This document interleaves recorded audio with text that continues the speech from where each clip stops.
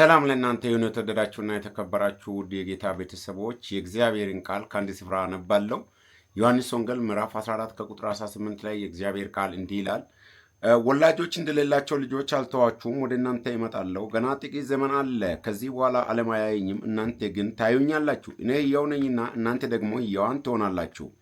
እኔ በአባቴ እንዳለሁ እናንተም በእኔ እንዳላችሁ እኔም በእናንተ እንዳለሁ በዚያን ቀን ታውቃላችሁ።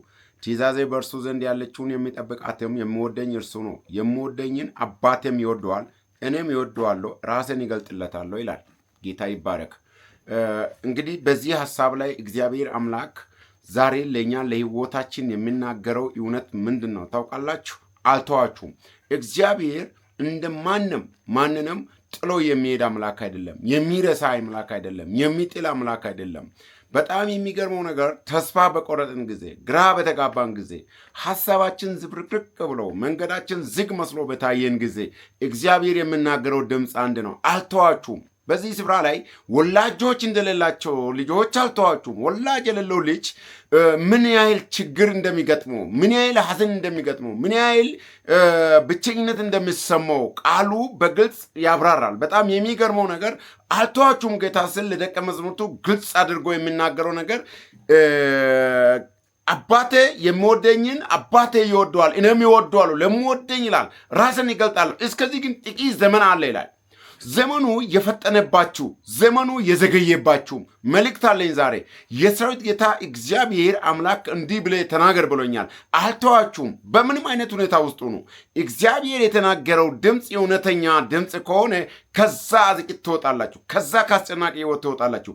ከዛ ጨለማ ትወጣላችሁ። ከዛ ዝግ መንገድ ትወጣላችሁ። ከዛ ግራ ከመጋባት ሕይወት ትወጣላችሁ። እግዚአብሔር በልጁ በኢየሱስ ክርስቶስ በኩል ለደቀ መዛሙርቶቹ የተናገረው እውነት ዛሬ ለእኔ ነው፣ ዛሬ ለእኛ ነው፣ ዛሬ ላንቺ ነው፣ ዛሬ ላንተ ነው። ለእያንዳንዳችን ለሕይወታችን በእያንዳንዱ እርምጃ እግዚአብሔር አልተዋችሁም ነው። ጌታ ይባረክ። እግዚአብሔር አይተወኝም ብላችሁ በሕይወታችሁ ላይ አውጁ። እግዚአብሔር አይተወኝም፣ እወደዋለሁ፣ ይወደኛል። ጌታ ራሱን ይገልጥልኛል። የምወደኝን ይወደዋል። ጌታ እኔን ይወደኛል። መከራ ላይ መከራ የተፈራረቀበት ዋናው ምክንያት ጌታ ሲወደኝ ስለሚወደኝ ነው። ሕይወቴ ጨለማ ሆኖ የታየኝ ለካስ ጌታ ስለሚወደኝ ነው። እኔም ጌታ ሆይ እወድሃለሁ በሉ። ጌታን ታያላችሁ። ጌታ ሆይ እወድሃለሁ በሉ። አባታችሁ እግዚአብሔር ይወዳችኋል። ጌታ ሆይ እወድሃለሁ በሉ። ምርኳችሁ ይመለሳል። ጌታ ሆይ እወድሃለሁ በሉ። በፍጹም ልብ ታሪካችሁ ይቀር። ጌታ ሆይ እወድሃለሁ በሉ። ጨለማችሁ ይበራል። ጌታ ሆይ እወድሃለሁ በሉ። አስጨናቂ የትኛውን ኋላችሁን የተተበተበ ትብታብ ይበጣጠሳል። ጌታ ሆይ እወድሃለሁ በሉ። በእውነት እላችኋለሁ መውጣት ያልቻላችሁትን ዳገት ትወጣላችሁ። መዳን ያልቻላችሁትን በሽታ ትፈወሳላችሁ። ያልኖራችሁትን ሕይወት መኖር ትጀምራላችሁ። ያልደረሳችሁትን አቅጣጫ መድረስ ይሆንላችኋል። የትኛውም የተቋጠረ ነገር ይፈታላችኋል። እወድሃለሁ በሉ። አልተዋችሁም ያለው እርሱ ራሱ ነው። ጌታ ራሱ ነው። ራስ ለምወደኝ ራስን ይገልጥለታለሁ። ከዚህ የሚበልጥ ሕይወት የለም። ከዚህ የሚበልጥ ክዳን የለም። ጌታ ዛሬ በጉዳዮቻችሁ ላይ ራሱን ይገልጣል። እኔ አሰግጬ የምናገረው ለእኔ ጌታ የገባልኝን ክዳን ነው። ራሱን ጌታ ይገልጥላችኋል። ወንድሜ ራሱን ይገልጥልሃል። ይቴ ራሱን ይገልጥልሻል። ለምን? ሁኔታው በእርግጥ ጌታን የማታዩ መስሎ በራሳችሁ በዙሪያችሁ ሊያስጨንቅ ይችላል። ሁኔታውን አይታችሁ የተጨነቃችሁ፣ ግራ የተጋባችሁ፣ ይህ የሚያበቃበት ዘመን ነው። ገና ጥቂት ዘመን አለ። እናንተ ታዩኛላችኋል። ገና ጥቂት ዘመን አለ። ሌሎች አያዩም። ጌታን የምትወዱ እናንተ ግን ታያላችሁ። ጌታን የምትወዱ ጌታ ራሱን ይገልጥላችኋል። አልተዋችሁ። ወላጆች እንደሌላቸው ልጆች አልተዋችሁም። አንድ ቃል ነው። አንድ መስመር ነው። ሌላ ተጨማሪ ቃል እዚህ ላይ አያስፈልግም። ዮሐንስ ወንጌል ምዕራፍ 20 ላይ ደቀ መዛሙርቶቹ ይህ የተስፋ ቃል እያለ ደጆቹን ዘጉ፣ ተስፋ ቆረጡ፣ ሞተ፣ ተቀበረ፣ ከመቃብርም ጠፋ። በጣም የሚገርመው ነገር ግራ ተጋቡ። መግደላዊት ማርያም ያቺ 7 አጋንንት ያወጣላት ቀድማ ወደ መቃብሩ ደረሰች። የሚገርመው ነገር ኢየሱስ ከመቃብር ወጥቶ ሲሄድ በገሊላ እናንተን ይቀድማችኋል ብለሽ ለደቀ መዛሙርቶቹ ንገሪያ ነው። አየች። ጌታን ቀድማ አየች። ትወደዋለች። ቀድማ አየች። ጌታ አጋንንትን አወጣላት። በጣም ከጭንቋ ገላገላት፣ ከጨለማዋ አወጣት። ትወደው ነበረ፣ ትከተለው ነበረ። የሚገርመው ነገር ቀድማ ነው ያየችው። ዛሬ ቀድማችሁ የሚታዩ እህቶች አላችሁ። ጌታን ቀድማችሁ የሚታዩ ወንድሞች አላችሁ። ጌታን ቀድማችሁ የሚታዩ እናቶች አላችሁ። ጌታን ቀድማችሁ የሚታዩ አባቶች አላችሁ። ጌታን ትወዱታላችሁ። አስረግጬ እናገራለሁ። መግደላዊት ማርያም ከደቀ መዛሙርቶቹ ሁሉ ተስፋ በተቆረጠበት ጊዜ ኢየሱስን ቀድማ አየች። ኢየሱስን ቀድማ አየች። አትንኪኝ አላት።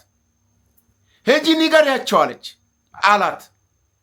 ሂጂ ንገሪያቸው፣ ገሊላ ይቀድማቸዋል። ነገሮቻችሁ ቀድሞ በር የዘጋችሁ፣ ተስፋ በመቁረጥ ወደኋላ ለመመለስ የወሰናችሁ፣ የምትወዱበት መንገድ ጌታ ያለበት ከሆነ፣ የምትጓዙበት ጉዞ ጌታን ያስቀደማችሁበት ከሆነ፣ ድምፅ የሰማችሁበት ህይወት ከሆነ አስረግጬ እናገራችኋለሁ፣ እርሱ ቀድመዋልና ነገራችሁ ቀድመዋል። እርሱ ቀድመዋልና፣ ሃሌሉያ። እርሱ ቀድመዋልና ታዩታላችሁ። እርሱ ቀድመዋልና ይሳካላችኋል። እርሱ ቀድመዋልና ነገሮቻችሁ ውብ ይሆናል። የመርከቢቱ ጉዳይ የኖህ መርከብ ጉዳይ በጣም ከባድ ነው። ሁሉም የሰው ዘር ሁሉ አልቋል። ኖህና ቤተሰቡ እግዚአብሔር በገባለት ኪዳን መሰረት ለ120 ዓመት በተሰራ መርከብ ውስጥ ኖህና ቤተሰቡ ብቻ ናቸው። የሚገርመው ነገር ከእንስሳት ከአራዊት ሁሉም ሰብስብ የተባለውን ሰብስቧል። የኖህ መርከብ ግን ምድር እየሰጠመች በጥፋቷ እየጠፋች 40 ቀንና 40 ሌሊት በዘነበው ዝናብ በዶፉ በጎርፉ እየሰጠመች ሁሉም ነገር እያለቀ ሲሄድ የኖህ መርከብ ከነቤተሰቡ ወደ አራራት ተራራ ራስ ነው የቀደመችው። አራራት ተራራ ራስ ከፍታ ነው የቀደመችው።